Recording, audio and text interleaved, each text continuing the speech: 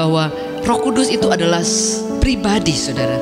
Jadi ada pribadi yang ilahi, yang luar biasa. Dia katakan, aku mengirim Roh Kudus. Engkau tidak akan pernah merasa sendiri. Engkau tidak akan pernah ditinggalkan, saudara. Yesus secara fisik nggak ada lagi bersama dengan kita. Seperti pada zaman dia bersama dengan murid-muridnya. Setiap hari Yesus bersama dengan murid-muridnya. Sehingga murid-muridnya merasa tenang. Karena dia tahu bahwa ada gurunya, ada Tuhan, ada Mesias, ada pribadi yang luar biasa yang berjalan bersama dengan mereka, saudara. Tapi kemudian ketika Yesus naik ke surga, otomatis murid-murid itu merasa kehilangan, saudara. Karena biasanya mereka melihat setiap hari, mereka melihat mujizat dari yang tidak ada menjadi ada. Tapi kemudian mereka merasa ditinggal. Sebab itu Yesus berpesan bahwa kamu jangan takut, kamu jangan gelisah. Karena dikatakan bahwa aku pergi untuk menyiapkan tempat bagi engkau, supaya nanti aku akan datang kembali dan kita akan bersama-sama di tempat yang mulia. Tapi dikatakan aku tidak meninggalkan engkau, tapi aku akan mengirim Roh yang dijanjikan oleh Bapa. Sebab itu saya ingin berbicara, siapa pribadi yang merindukan supaya kita berjalan bersama dengan dia dan mengizinkan dia berjalan bersama dengan kita.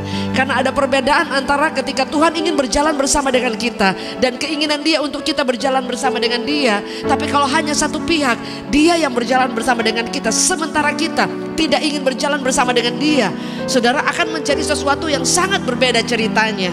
Ada orang yang berjalan berdua, bersampingan, berdampingan dengan orang yang dia saling kenal tapi jalannya jauh, bahkan mungkin tidak saling lihat, saudara. Jadi kayak seperti pada saat ini kita bisa ibadah, kita bisa saling lihat tapi tidak saling berdampingan karena secara jarak ini terpisah. Tapi secara online kita bisa bertemu, saudara.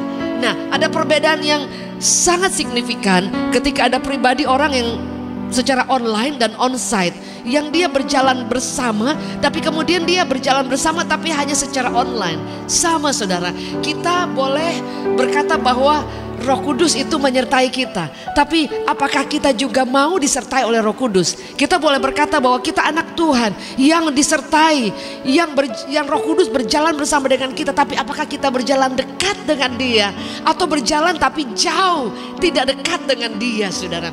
Sebab dia adalah pribadi yang ilahi, saudara. Pribadi itu artinya dia juga adalah sesuatu pribadi yang memang punya perasaan. Sebab itu ada firman Allah berkata bahwa jangan mendukakan Roh Kudus, saudara. Berarti kalau dia merasa didukakan, dia juga ada bisa merasakan ketika ada orang yang memang welcome dia, dengan ada orang yang memang tidak sama sekali menginginkan dia, saudara. Jadi suatu waktu, saudara, ketika saudara masuk dalam suatu perkumpulan, misalnya saudara datang, let's say saudara datang ke suatu tempat arisan, dan kemudian di tempat itu saudara masih orang yang baru, yang belum kenal siapa-siapa, mungkin baru dikenalin oleh satu orang yang dalam anggota situ, dan kemudian mengajak saudara untuk join untuk arisan tersebut. Dan pertama kali mungkin saudara, khususnya wanita, ibu-ibu datang ke suatu tempat, saudara merasa asing, saudara merasa kayak, aduh gimana ya, ini orang terima aku apa enggak ya, saudara ya. Ini orang baik ke aku apa enggak? Ini orang benar-benar welcome aku atau aku dicuekin, saudara. Nah, kita juga pasti akan kayak deg-degan, kayak rasa kadang-kadang udah salah tingkah, mau nyapa duluan juga kalau mereka dingin. Saudara, itu bisa sangat terjadi dalam ketika kita masuk dalam suatu perkumpulan. Sama seperti Roh Kudus, saudara. Ketika dia ingin kita dekat dengan dia, tapi kita juga tidak memberi ruang, tidak memberi waktu, tidak memberi kesempatan, bahkan tidak ada trust dari kita bahwa dia tuh bisa mimpin kita, dia tuh bisa menghibur kita, dia tuh bisa menuntun kita, dia bisa menolong kita, tapi kita juga nggak ada trust sama dia, bahkan tidak memberi waktu, tidak memberi tempat, tidak welcome, atau dengan kesan mungkin lebih cuek, lebih aduh siapa sih, nggak apa-apa lah gitu loh, aku juga bisa, ataupun apapun itu. Sementara dia adalah penolong, saudara. Orang yang mau ditolong kemudian pribadi ini akan menolong, karena dia adalah pribadi yang lembut, pribadi yang saudara agung, mulia, saudara. Sebab itu dikatakan bahwa Roh Kudus itu adalah jaminan. Roh Kudus itu adalah sesuatu jaminan, artinya sesuatu yang digaransi, sesuatu yang memang dijanjikan, saudara. Jadi sesuatu yang dijanjikan artinya memang kita berhak menerima, saudara. Tapi kalau kita juga tidak ingin menerima, ya dia juga tidak bisa masuk, kemudian memimpin kita dan menginginkan kita berjalan bersama dengan dia, berjalan dalam seluruh kehendak Bapa, berjalan dalam seluruh rencana Tuhan yang luar biasa. Dalam kitab Yohanes, saudara boleh buka, di sana dikatakan 15, di situ dikatakan juga beberapa pasal, di situ dikatakan bahwa Roh Kudus juga itu semua pekerjaannya itu akan memuliakan Yesus, saudara. Jadi saudara bayangkan, dia mengirim penolong. Bapa mengirim penolong buat setiap kita supaya kita tidak melihat secara physically Yesus berjalan bersama dengan kita, tapi ada rohnya yang tidak terbatas yang tinggal di dalam kita. Pada zaman Yesus masih berjalan di setiap kampung secara fisik kelihatan, tapi hari ini kita tidak bisa lihat Yesus. Tapi Roh Kudus yang diberikan itu ada dalam kita, sehingga saat kita takut, kita bisa berseru kepada Dia, kita bisa minta Dia tolong, supaya tolong kita, kuatkan kita, hiburkan, tenangkan kita, saudara. Comforter, saudara. Dia adalah pribadi, Dia adalah penolong, Dia penghibur yang bikin kalem kita, saudara. Jadi saudara, yang pertama, saudara, ketika kita mau membuka hati untuk Dia berjalan bersama dengan kita, maka Dia akan berjalan. Tapi kalau saudara tidak ingin atau merasa masa bodoh, ya sejauh itu saudara, kita bisa melihat kekuatan kuasa Tuhan dicurahkan dalam hidup kita dan nyata dalam hidup kita, saudara. Sebab itu ada banyak pengajaran-pengajaran yang berbicara bahwa Roh Kudus ini adalah pribadi yang luar biasa. Bahkan kalau saudara baca, saudara, dia pribadi yang sungguh mulia, saudara. Dan yang luar biasa itu ada di dalam hidup kita, ada di dalam diri kita, saudara. Jadi firman Allah berkata seperti ini, saudara. Roh Kudus itu adalah yang dijanjikan dan Dia adalah jaminan. Dalam Efesus 1 ayat 12 dan sampai 14, supaya kami yang sebelumnya telah menaruh harapan pada Kristus boleh menjadi puji-pujian bagi kemuliaan-Nya. Di dalam Dia juga kamu juga karena telah mendengar firman kebenaran, yaitu Injil keselamatanmu. Di dalam Dia kamu juga ketika kamu percaya dimateraikan dengan Roh Kudus yang dijanjikannya itu, saudara. Ini yang dikatakan. Jadi saudara, Bapa sudah berjanji untuk mengirim Roh Kudus ketika Yesus naik ke surga, dan ketika pribadinya itu datang dalam kehidupan kita, saudara, maukah kita menerima Dia? Dikatakan karena kamu telah mendengar firman kebenaran, yaitu Injil keselamatan. Di dalam Dia kamu juga ketika kamu percaya dimateraikan dengan Roh Kudus. Jadi saudara, ketika kita percaya itu sangat simple sekali. Sebab itu bagaimana caranya supaya kita bisa berjalan dengan Roh Kudus? Welcome Him. Saudara, dikatakan bahwa ketika kita percaya, kemudian kita akan dimateraikan, saudara. Jadi bukan hal yang sulit sekali untuk kita menerima Roh Kudus, untuk kita membawa kehidupan kita ini sungguh-sungguh dipimpin, dituntun, dan Dia bertata dalam hidup kita. Sangat mudah. Sesimpel ketika Dia katakan ketika kamu percaya, ketika kamu sudah mendengar firman kebenaran itu yang adalah Injil keselamatan. Ketika kita percaya, kita diselamatkan dan kita mendengarkan, hidup dalam kebenaran firman Allah, kita mendengarkan firman Allah, dan dikatakan dan di dalam Dia kamu juga ketika kamu percaya dimateraikan dengan Roh Kudus yang dijanjikan itu. Dan Roh Kudus itu adalah jaminan bagian kita sampai kita memperoleh seluruhnya. Saudara bayangkan, jadi Roh Kudus ini adalah jaminan di mana kita akan mendapatkan seluruhnya yang Bapa siapkan. Saudara, dikatakan seluruhnya apa itu? Yaitu penebusan yang menjadikan kita ini milik Allah. Jadi saudara, ini adalah hal yang sangat penting sekali, yang kadang saudara kita juga nggak tahu. Dulu juga saya nggak terlalu mengerti bagaimana cara menelaah antara pribadi Yesus, pribadi Roh Kudus, pribadi Bapa. Tapi begitu saya dengan sederhana ingin belajar, dengan sehati yang sederhana ingin mengenal Dia, saudara, kemudian dibukakan satu demi satu. Anda bisa bayangkan, dikatakan bahwa dimateraikan dalam Roh Kudus yang dijanjikannya itu, dan Roh Kudus itu adalah jaminan. Bagian apa? Bagian sampai kita memperoleh seluruhnya. Jadi kata sampai kita itu dititik beratkan, saudara. Coba ditanda kutipin. Jadi sampai kita artinya bukan hanya pertama kita mengikut Tuhan, tapi seterusnya continue sampai kita dalam penggenapan seluruh penebusan yang Tuhan beri atas hidup kita. Artinya setiap hari, setiap saat, saudara, sampai kita seluruh memperoleh semua penebusan yang menjadikan kita menjadi milik Allah, menjadikan kita milik Allah. Jadi kalau ada orang yang berkata saya anak Tuhan, belum tentu, saudara. Karena dikatakan yang menjadi jaminan yaitu Roh Kudus. Dan itu dimateraikan oleh Roh Kudus, saudara. Dan itu adalah merupakan karya penebusan yang luar biasa. Dan kita memperolehnya hanya lewat jaminan materai yang diberikan dalam kehidupan kita.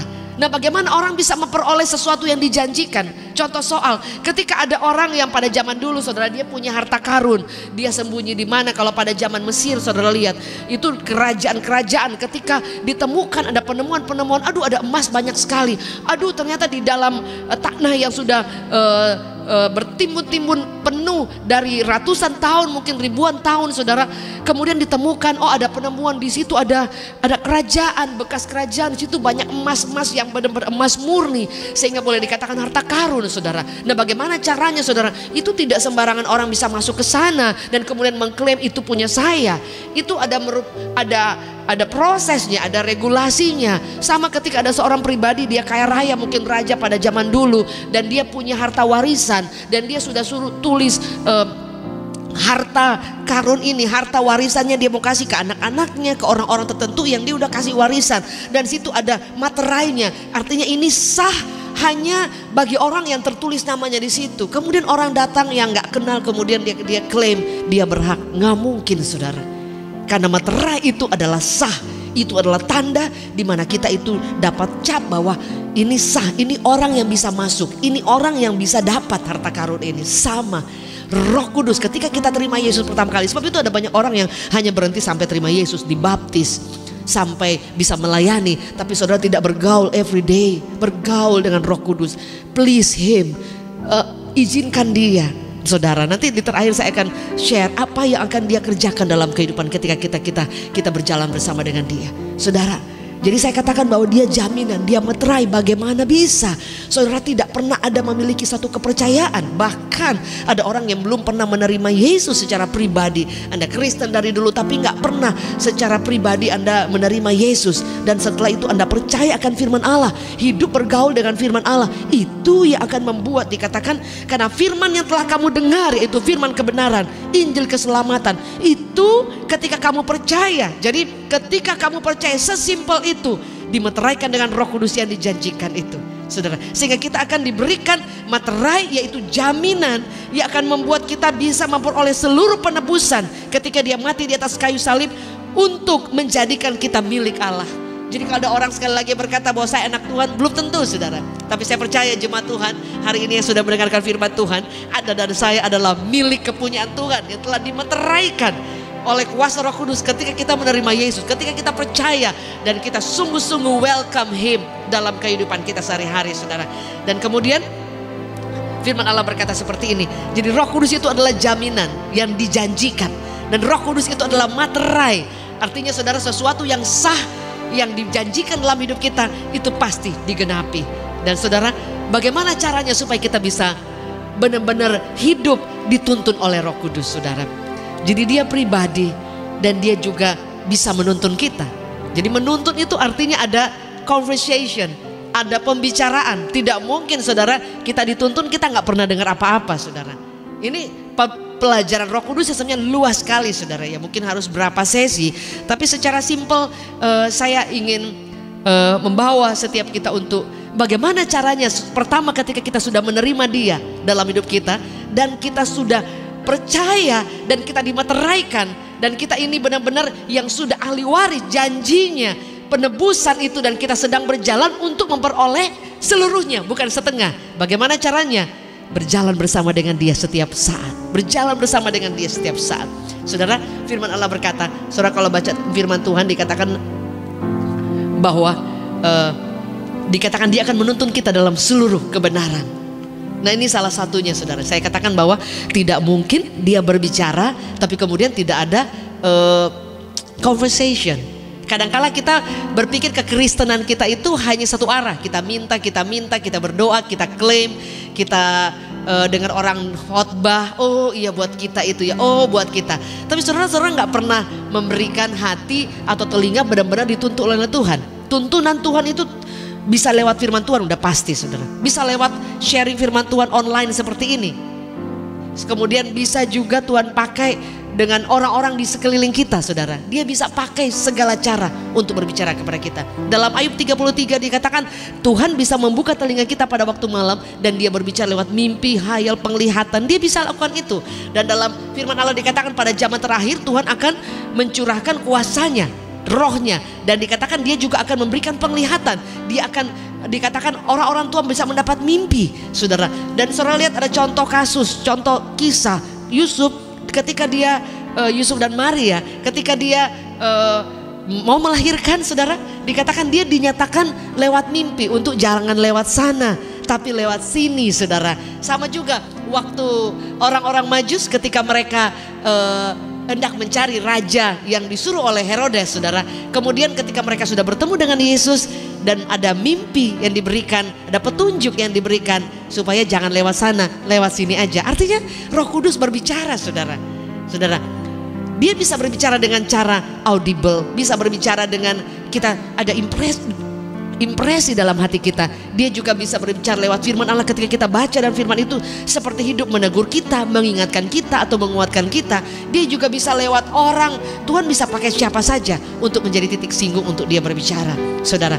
Tapi yang saya ingin berkata bahwa maukah kita memberi telinga kita untuk mendengar? Itu intinya saudara kan. Jadi caranya, metodenya itu biar terserah Tuhan. Tapi kalau kita tidak ingin untuk belajar mendengar, ya kan nggak mungkin juga saudara. Artinya saudara, seperti contoh orang tua sudah ngomel dan waktu kita masih kecil, jangan lakukan ini, jangan lakukan ini, jangan. Tapi kita juga nggak dengar, kita lagi pakai headphone mungkin, ya nggak mungkin saudara. Nah intinya kita ada di posisi mana saudara? Sedang membuka telinga atau memang ya biasa-biasa aja? Contoh soal saudara Kristen tapi nggak menginginkan Tuhan, nggak punya passion atau nggak memaksakan diri untuk mencari Tuhan, nggak memaksakan diri untuk mengenal Dia. Ya bagaimana saudara bisa mendengarkan suaranya saudara? Yang saudara artinya gini, zaman sekarang zaman online, orang hamba Tuhan juga nggak ngelihat saudara. Saudara lagi ikut ibadah apa enggak saudara? Tapi kan Tuhan tahu. Bagaimana saudara mau melihat pekerjaan Tuhan yang dahsyat ketika kita berjalan bersama Roh Kudus berjalan bersama dengan kita, dan kita ingin melihat pekerjaan yang dahsyat, mujizat, semua hal yang besar, tapi ingin berjalan bersama dengan Tuhan aja tidak ada keinginan. How come saudara? Nggak akan mungkin saudara. Artinya bahwa Tuhan itu ketika dia memberi janji, dia juga menginginkan kita ada keinginan, sehingga ada apa? Ada kesepakatan bersama. Allah tidak pernah memaksakan kehendaknya, rencananya, janjinya, semua dalam kehidupan kita. Selalu ada komitmen, ada agreement dari dua pihak saudara. Sebab itu banyak orang yang hanya satu pihak, minta, paksa Tuhan, harus lakukan ini, harus lakukan ini. Tapi halo, apakah Anda ingin berjalan bersama dengan Dia as a father, as a best friend, sebagai pribadi yang kita hormati, yang kita hargai, atau sebatas kita setiap hari minta, tapi kita menutup telinga, menutup hati dan tidak menginginkan Dia saudara. Ada orang berkata, oh enggak kok, saya masih ibadah online, saya masih baca firman, saya masih juga melayani saudara. Tapi apakah saudara masih punya keinginan yang sungguh-sungguh lahir? Karena keinginan itu harus kita bangkitkan, harus kita putuskan saudara. Apakah kita ingin hidup kita bertumbuh secara rohani, atau kita stuck, atau kita mati rohani? Itu sebuah keputusan. Ketika kita hidup dan kemudian tidak menginginkan apa-apa, atau hanya di situ terus jalan, tapi jalan di tempat saudara, bagaimana kuasa Roh Kudus akan dicurahkan dan bermanifestasi dalam kehidupan kita?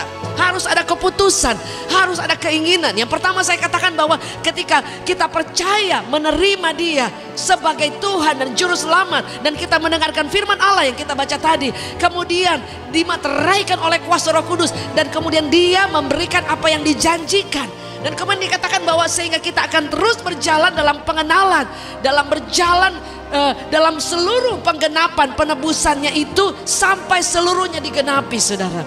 Jadi itu adalah pekerjaan, bukan semata-mata Tuhan yang buat selalu. Harus ada kesepakatan, saudara. Saya tidak bisa berjalan dengan satu pribadi yang tidak ada kesepakatan. Mungkin saya bisa jalan sebentar ke mall, tapi untuk mengenal dia, menjadi best friend, saya percaya itu perlu waktu dan perlu kesepakatan, saudara.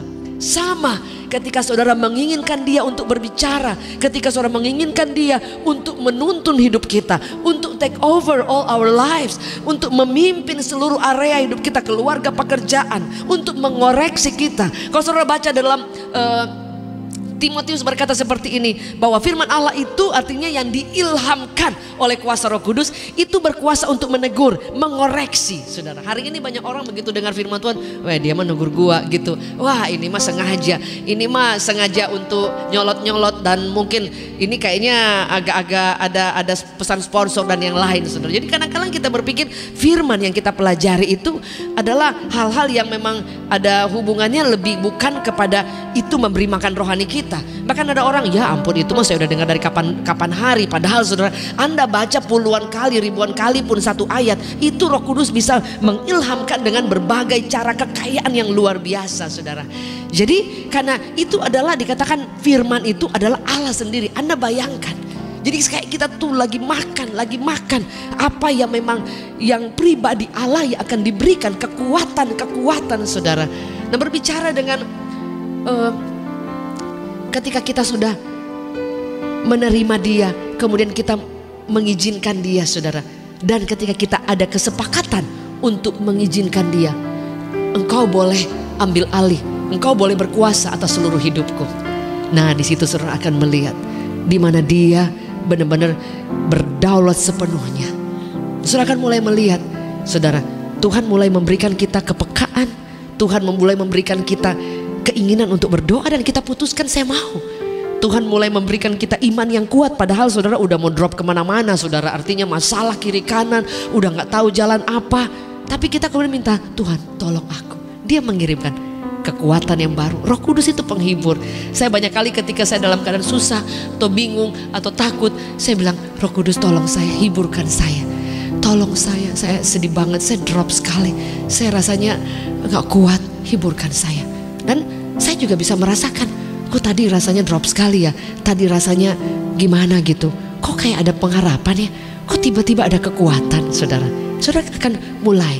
Saya tidak berbicara soal bagaimana saudara mendapatkan tiba-tiba ada suara, hai anakku. Saudara, itu nanti pelajaran-pelajaran berikut, bagaimana mungkin dengan karunia Roh Kudus, bagaimana mungkin dengan kekuatan kuasa Tuhan yang dahsyat ketika dicurahkan. Tapi dengan hal yang simpel, apakah kita mau memberikan telinga kita untuk mendengarkan suaranya, saudara. Dan itu kelihatan dari apakah engkau ingin untuk ketika Tuhan katakan berdoa, engkau mau, baca firman mau, ataupun ibadah online mau, atau Tuhan dah tegur sesuatu dalam hati kita, kita juga meresponi, saudara. Saudara, saya percaya ini contoh simpel bagaimana Tuhan berbicara. Ketika kita tanpa sengaja, ataupun ada hal yang kita sengaja sudah tahu, tapi kemudian kita kepleset lah, atau ada yang kita sudah tahu tapi kita berpikir ini mah bisa sedikit abu-abu lah gitu, saudara. Kemudian kita kadang-kadang salah, saudara.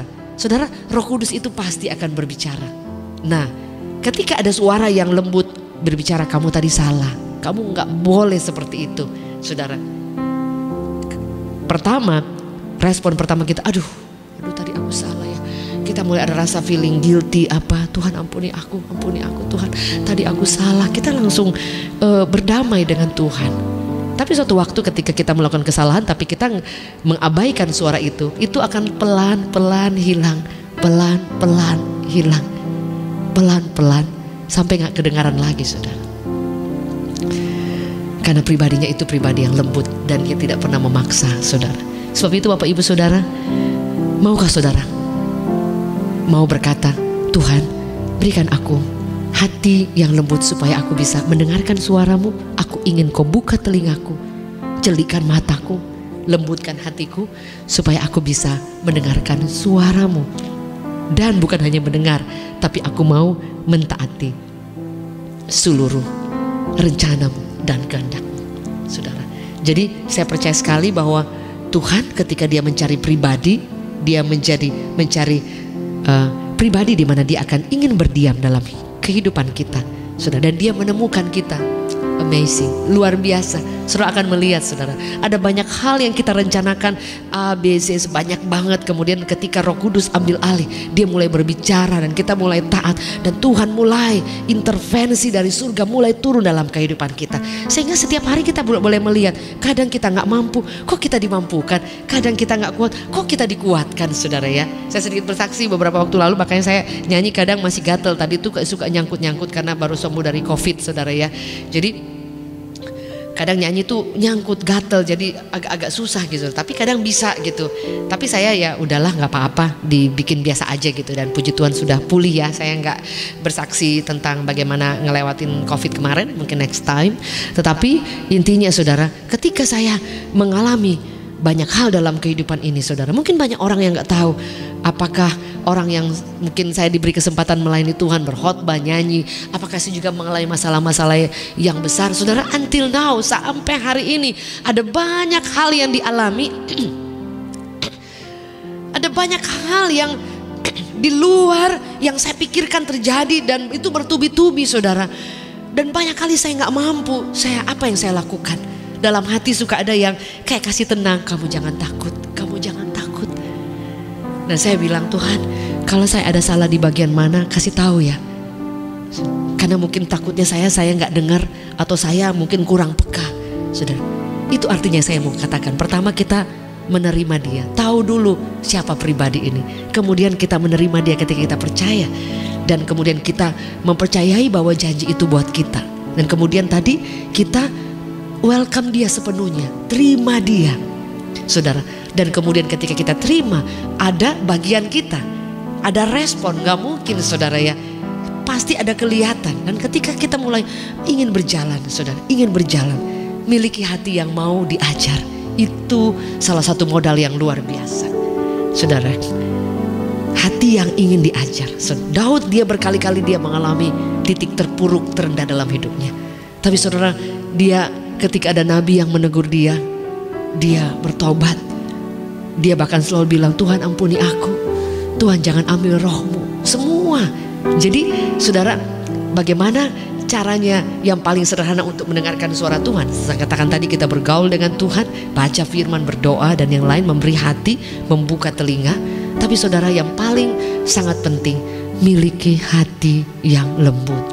Lembut itu tidak juga soal kita mesti menjadi seperti orang, maaf kalau biasa orang bilang orang Solo tuh lembut sekali, saudara ya, sehingga mungkin soft sekali lah, saudara. Bukan itu, tapi sweet spirit.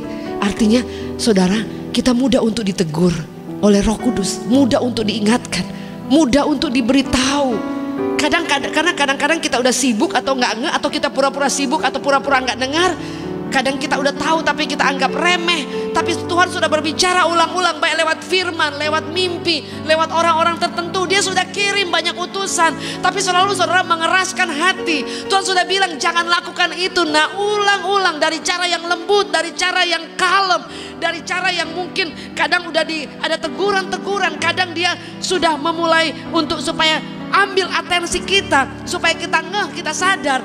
Bahkan kadang mungkin dengan hal-hal yang mungkin buat kita bisa kaget, supaya kita tahu bahwa Tuhan sedang berbicara kepada kita. Tapi kita juga masih menutup hati ataupun menganggap sepi semua suara Tuhan itu, saudara. Sehingga kadang-kadang dia tidak bisa melakukan banyak hal dalam kehidupan kita. Jadi tidak peduli saudara berapa lama mengikut Tuhan, berapa lama Anda melayani Tuhan, berapa lama Anda dibaptis Roh Kudus, tapi Anda tidak ingin mengimani supaya kehidupan Roh Kudus itu berdaulat atas kita, saudara, dan mempersilahkan dia benar-benar totalitas dalam kehidupan kita, saudara, ya tidak akan pernah terjadi. Dan salah satunya langkah yaitu yang saya katakan, minta kepada Tuhan supaya kita memiliki hati yang lembut, saudara. Hati yang lembut, Anda mulai mudah ditegur, mudah diingatkan, mudah dikoreksi, saudara. Dan mungkin kadang-kadang kita berpikir, oh ya saya juga punya hati yang lembut. Gimana lembut juga, saudara. Kadang-kadang Tuhan sudah pakai gembala, pakai pemimpin, pakai orang-orang tertentu untuk menegur saudara, itu belum apa-apa saudara sudah nggak terima. Bagaimana caranya? Karena kadang-kadang Tuhan tidak juga berbicara secara audible, hai anakku, enggak. Tuhan bisa pakai orang sesederhana siapapun saudara. Kadang dia sudah berbicara kepada kita dengan lembut, kita nggak dengar. Saudara, intinya bahwa hati yang lembut itu bukan soal kata-kata yang lembut atau tingkah laku, tapi hati yang mudah untuk bertobat, contrite spirit. Hati yang mudah untuk ditegur, hati yang mudah untuk disentakkan oleh firman Allah, hati yang mudah ketika ada firman yang mungkin kelihatannya keras tapi itu bagus buat kita. Nah saudara berkata, itu buat aku, itu bagus buat aku saudara. Ada orang yang saudara dia udah sakit cancer, tapi kemudian kita obati pakai obat-obat di warung, nggak mungkin. Jadi kadang-kala ketika Tuhan tahu bahwa kita sakit rohani, ada sakit di bagian kehidupan rohani kita yang perlu diobati dengan obat-obat yang keras saudara. Tapi kita nggak mau saudara. Sehingga ada banyak orang yang menutup ke hati, menutup cara Allah bekerja. Bagaimana mungkin Anda berkata bahwa Roh Kudus pimpin aku, Roh Kudus berhembus, Roh Kudus curahkan kuasamu. Anda tidak pernah ada action apapun ketika menginginkan Dia, memberi hati dan meminta supaya memiliki hati yang mudah bertobat, mudah mengerti firman Allah, mudah untuk ditegur, mudah untuk merasa bahwa Tuhan aku salah, aku keliru, aku tadi salah berkata, salah berpikir, salah melakukan sesuatu. Dan Anda mudah untuk kembali kepada Allah. Itu salah satu yang membuat Tuhan jatuh cinta kepada Daud. Dia banyak keterbatasan. Dia seorang raja yang luar biasa diurapi, tapi ada titik-titik terlemah dalam kehidupan dia. Tapi satu yang Tuhan katakan bahwa aku telah menemukan my own heart. Orang pribadi yang dikatakan aku kasihi, dikatakan Daud, aku temukan saudara. Jadi kalau boleh dikatakan bahwa orang yang memiliki hati yang lembut itu tidak terjadi satu malam. Ketika Tuhan menemukan Anda dan Anda juga berkata, yes aku mau. Apa buktinya? Ketika engkau mengalami masalah yang bertubi-tubi, engkau mengalami masa-masa yang sukar, tapi engkau tetap memiliki hati yang lembut untuk berkata, Tuhan ajar aku lewat masalah ini apa yang harus aku lakukan, apa yang harus aku koreksi. Tuhan, dalam masalah-masalah seperti ini aku tak bergantung kepadamu. Roh Kudus tolong aku, Roh Kudus aku gak mampu. Dan engkau terus mau untuk dipimpin, terus mau diintervensi dari kuasa ilahi saudara. Sebab itu yang saya katakan, saya kembali, Daud adalah pribadi yang luar biasa. Pribadi di saat yang sama dia mengalami kekuatan kuasa yang dahsyat, tapi di saat yang sama dengan kelemahan keterbatasannya dia selalu datang merendah di hadapan Tuhan dan berkata, ampuni aku Tuhan, ampuni aku. Dia menangis, dia mandi abu ketika dia tahu bahwa dia jatuh dalam dosa, dia salah. Tapi dia tidak tinggal di sana, tapi dia bangkit kembali. Dia mengharapkan Tuhan. Bahkan doa yang paling luar biasa radikal, dia katakan, jangan ambil rohmu.